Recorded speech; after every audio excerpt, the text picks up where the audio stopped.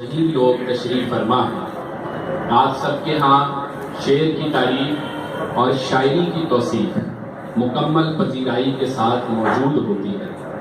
ایسے میں میرا کچھ کہنا سورج کو چراغ دکھانے کے مترادف ہوگا۔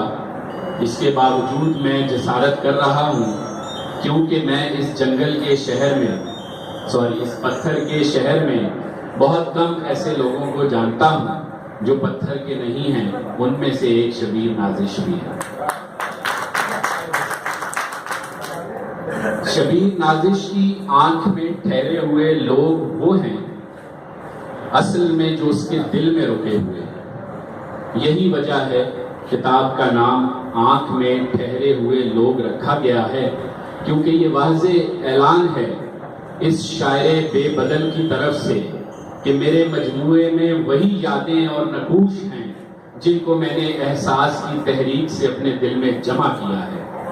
کسی کے دل میں جمع ہو کر تخلیق کا مجموعہ ہو جانا بڑا کٹھن ہے۔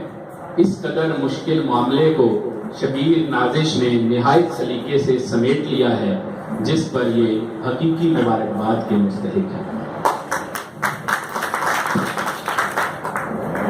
وسیع حیدر کا بنایا ہوا سرے ورق خاموشی کی زبان میں بہت سارے راز کھول رہا ہے۔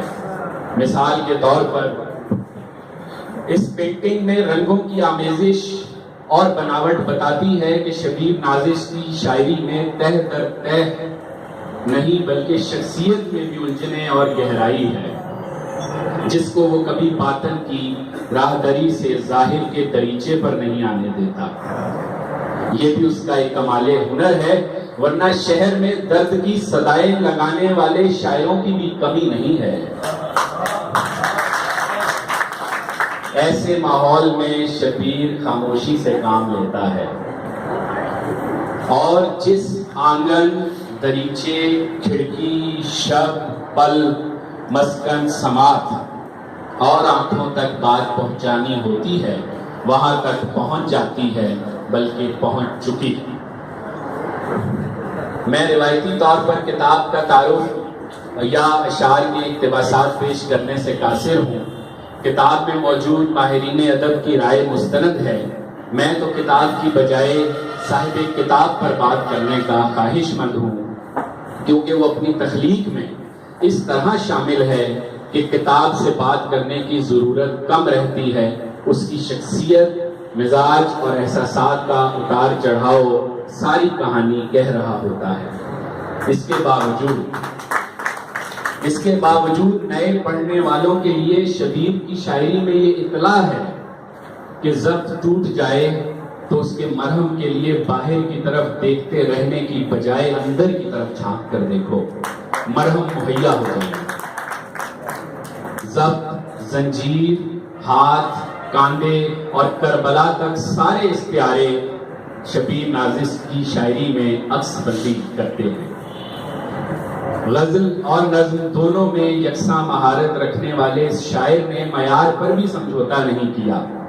کم لکھا مگر اچھا لکھا، کیونکہ برا لکھنے کے لیے بہت سارے شاعر ان کے ہم عصروں میں اپنی ذمہ داریاں احسن طریقے سے انجام دے رہے ہیں۔ صرف شعر کہہ دینا کوئی بات تھوڑی ہوتی ہے۔ شعر کو دل میں اتارنا، آمد سے اس کو وصول کر کے قاری اور محبوب کو مہیا کرنا اصل بات ہے۔ اس کے لیے مکمل تخلیقی رویہ ہونا چاہیے، ورنہ اس ادھورے پن کے ہاتھوں شاعری کے بڑے بڑے رستم زیر ہوتے دیکھے۔ شبیر کے ہاں وہ جہد مسلسل موجود ہے جس کے ذریعے ذات اور شاعری یکساں طور سے مکمل ہو ہی جاتی ہے۔ صرف اپنے نقطے پر قائم رہنا اصل ہنر ہے، اور وہ اس میں تاج ہے۔ شبیر کی شاعری میں اداسی اور رومان ایک طرف شعری جمالیات کو بیان کرتا ہے تو دوسری طرف زندگی زرد چہرے لیے اس کے کوچے کو آن نکلتی ہے۔ کہیں جگنو نظارے کا حصہ بنتے ہیں تو کہیں نیند کی مدہوشی میں خوابوں کا تاحد نگاہ سلسلہ دکھائی دیتا ہے۔ اس کی شاعری کی انگلی تھام کر مزید آگے بڑھیں تو کسی کے دل سے وہ اتر رہا ہوتا ہے تو کہیں عشق صحرا کو عبور کر کے دریا ہوتے دکھائی دیتے ہیں۔ صراط عشق ہو یا پھر رات کو ہونے والی بارش، کچی عمر میں پکی باتیں ہوں یا نظام احساس، یہ شاعر اپنی بات کہہ دینے کے فن سے آشنا ہو چکا ہے۔ اب یہ اس کا کام ہے کہ کس طرح بچ نکلے بد نظروں سے، کیونکہ اس کی شاعری کا چاند طلوع ہوا جاتا ہے۔